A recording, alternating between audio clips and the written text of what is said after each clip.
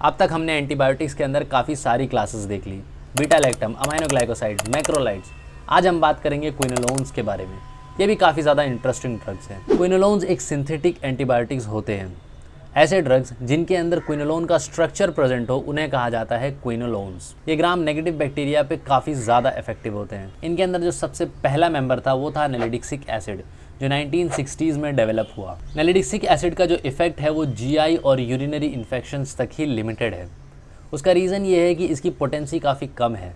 उसके अलावा बैक्टीरिया के अंदर इसका रेजिस्टेंस बहुत जल्दी डेवलप हो जाता है। टिश्यू के अंदर पेनिट्रेशन कम है। उसके अलावा इसका स्पेक्ट्रम भी काफ़ी कम है। हर बैक्टीरियाज पे ये असर भी नहीं करता, बहुत ही लिमिटेड बैक्टीरियाज पे असर करता है। लेकिन इन सारी चीज़ों का सॉल्यूशन निकला 1980s में, जब नेलिडिक्सिक एसिड के अंदर जो क्विनोलोन स्ट्रक्चर है उसके अंदर फ्लोरिनेशन किया गया, यानी फ्लोरीन ग्रुप ऐड किया गया। उसके अलावा एक पाइपरजीन रिंग भी ऐड की गई। अब ये सारे सब्स्टिट्यूशंस के करने से एक नया ड्रग बना जिसे कहा जाता है फ्लोरोक्विनोलोन्स, और उसके अंदर इन सारी चीज़ों के सॉल्यूशन थे। उसकी पोटेंसी काफ़ी ज़्यादा हाई थी, टिश्यू के अंदर पेनिट्रेशन अच्छा था, बैक्टीरियल स्पेक्ट्रम काफ़ी बढ़ गया था, काफ़ी ज़्यादा बैक्टीरियाज पे वो असर करने लगा था। बैक्टीरियाज के अंदर इसका रेजिस्टेंस जल्दी डेवलप होता नहीं था, और पेशेंट्स के अंदर भी इसकी टॉलरेबिलिटी काफ़ी अच्छी थी। ना फ्लोरोक्विनोलोन्स को देखने से पहले नेलिडिक्सिक एसिड के बारे में थोड़ा सा पढ़ लेते हैं, बुरा नहीं लगना चाहिए। नेलिडिक्सिक एसिड जैसा कि आपको पता है कि ग्राम नेगेटिव पे ज़्यादा इफेक्टिव था। ई कोलाई, प्रोटियस, एंटेरोबैक्टर, शिगेला, इन सब पे ज़्यादा इफेक्ट शो करता था। स्यूडोमोनास पे उतना इफेक्ट नहीं था इसका, और इसका जो एक्शन था वो बैक्टीरिसाइडल एक्शन था। ये डीएनए गायरेज को इनहिबिट करता था। डीएनए गायरेज क्या है वो हम आगे देखेंगे। इसके यूजेस की बात की जाए तो यूरिनरी एंटीसेप्टिक की तरह ये यूज़ किया जाता है। उसके अलावा डायरिया में यूज़ किया जाता है, जो कि ई कोलाई, शिगेला, सैल्मोनेला वगैरह से होता हो। अब बात करते हैं फ्लोरोक्विनोलोन्स की। तो इनकी पोटेंसी तो काफ़ी अच्छी थी, ये सारी बातें आप जानते हैं। लेकिन जो सबसे पहले फ्लोरोक्विनोलोन बनाए गए उनके अंदर एक फ्लोरीन ग्रुप ऐड किया गया। लेकिन उसके बाद जब मल्टीपल फ्लोरीन ग्रुप्स ऐड किए गए तो बना सेकंड जनरेशन फ्लोरोक्विनोलोन्स, क्योंकि सेकंड जनरेशन के जो फ्लोरोक्विनोलोन्स थे उनका बैक्टीरियल स्पेक्ट्रम और ज़्यादा बढ़ गया। ग्राम नेगेटिव के साथ साथ ग्राम पॉजिटिव पर भी वो काफ़ी अच्छा इफेक्ट देने लगे। इसीलिए उन्हें सेकंड जनरेशन फ्लोरोक्विनोलोन्स कहा गया, यानी कि अपग्रेडेड वर्जन। अब कौन से ऐसे ड्रग्स हैं जो फर्स्ट जनरेशन और सेकंड जनरेशन में आते हैं? तो फर्स्ट जनरेशन की बात की जाए तो उसके अंदर आते हैं ciprofloxacin, norfloxacin, ofloxacin, very famous. Second generation की बात की जाए तो लिवोफ्लॉक्सासिन, मॉक्सीफ्लॉक्सासिन, गेमीफ्लॉक्सासिन एंड लोमीफ्लॉक्सासिन। अब इनके मैकेनिज्म की बात की जाए तो ये भी डीएनए गायरेज को इनहिबिट करते हैं।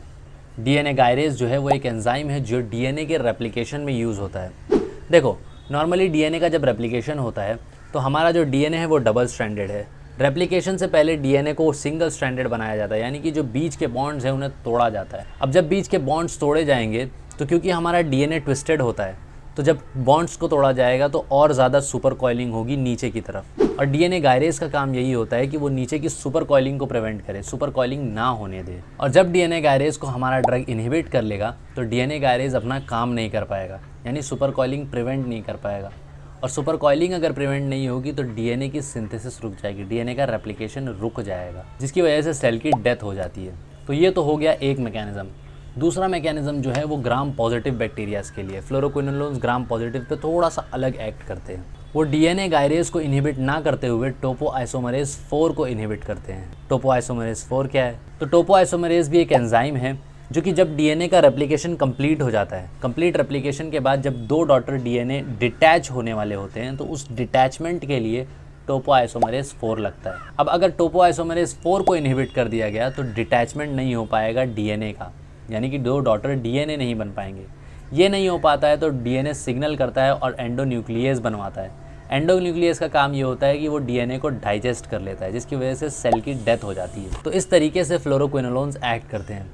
अब एक और बात है कि जिस तरीके से डीएनए गायरेज प्रेजेंट है बैक्टीरिया के अंदर, मैमल्स के अंदर भी एक एंजाइम प्रेजेंट होता है और उसे डीएनए गायरेज नहीं टोपोआइसोमरेज 2 कहा जाता है। फंक्शन सेम होता है लेकिन स्ट्रक्चर में थोड़ा सा डिफरेंस होता है, जिसकी वजह से फ्लोरोक्विनोलोन्स की एफिनिटी टोपोआइसोमरेज 2 के लिए कम हो जाती है।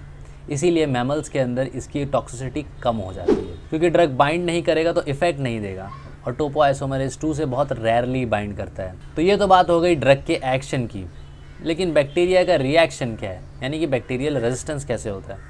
तो वही कुछ गिने चुने तरीके हैं जिससे बैक्टीरिया अपने अंदर रेजिस्टेंस डेवलप करता है। सबसे पहला ये है कि टारगेट का स्ट्रक्चर चेंज कर देगा, मतलब थोड़ा सा बदलाव कर देगा स्ट्रक्चर के अंदर। हमारा टारगेट है डीएनए गायरेज और टोपोआइसोमरेज 4, इन दोनों के अंदर थोड़ा सा अगर स्ट्रक्चर में चेंज हो जाएगा तो हमारा ड्रग बाइंड नहीं कर पाएगा, क्योंकि ड्रग की एफिनिटी कम हो जाएगी उस स्ट्रक्चर के लिए, अंडरस्टैंड, और बाइंड नहीं करेगा तो इफेक्ट नहीं मिलेगा, राइट। दूसरा तरीका है या तो हमारे ड्रग को एंटर होने ही ना दिया जाए, या फिर अगर एंटर हो जाता है उसे बाहर फेंक दिया जाए। तो ये दोनों तरीकों से बैक्टीरिया अपने अंदर रेजिस्टेंस डेवलप करता है। अब फ्लोरोक्विनोलोन्स की बात की जाए तो रेजिस्टेंस काफ़ी कम है बैक्टीरिया के अंदर, ज़्यादा रेजिस्टेंस डेवलप होता नहीं है। लेकिन कुछ ऐसे बैक्टीरियाज हैं जैसे कि सैल्मोनेला, सूडोमोनास, स्टेफिलोकोकाई, न्यूमोकोकाई, इनके अंदर रेजिस्टेंस बहुत तेज़ी से डेवलप हो रहा है। अब फ्लोरोक्विनोलोन्स के अंदर जो प्रोटोटाइप है वो है सिप्रोफ्लॉक्सासिन, तो इसके बारे में थोड़ा सा देख लेते हैं। फार्माकोकाइनेटिक्स की बात की जाए तो रैपिडली एब्जॉर्ब होता है, लेकिन अगर फूड है तो उसकी वजह से डिले हो जाता है और उस वजह से फर्स्ट पास मेटाबॉलिज्म भी हो जाता है। डिस्ट्रीब्यूशन की बात की जाए तो टिश्यू पेनिट्रेशन अच्छा है, हर तरफ डिस्ट्रीब्यूट होता है, लेकिन CSF में पेनिट्रेशन बहुत ज़्यादा कम है। उसके अलावा इसका मेटाबॉलिज्म सिर्फ 20% है और एक्सक्रीशन होता है इसका यूरिन में। एक और बात है सिप्रोफ्लॉक्सासिन की कि ये एसिडिक pH में कम एक्शन शो करता है, ज़्यादा एक्शन नहीं मिलता अगर pH एसिडिक हो तो। इसके एडवर्स इफेक्ट्स की बात की जाए तो सेफ्टी काफ़ी अच्छी है, ड्रग काफ़ी ज़्यादा सेफ है।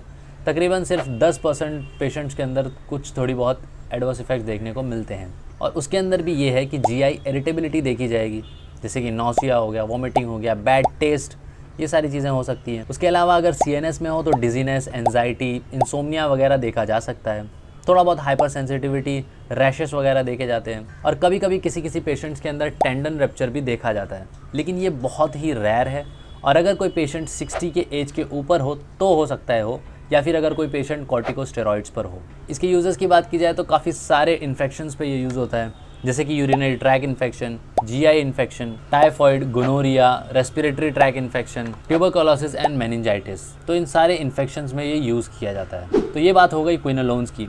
नाउ नेक्स्ट इज़ सल्फोनामाइड, और वो आपको यहाँ मिल जाएगा। बाकी एंटीबायोटिक की पूरी प्लेलिस्ट आपके लिए यहाँ पर है।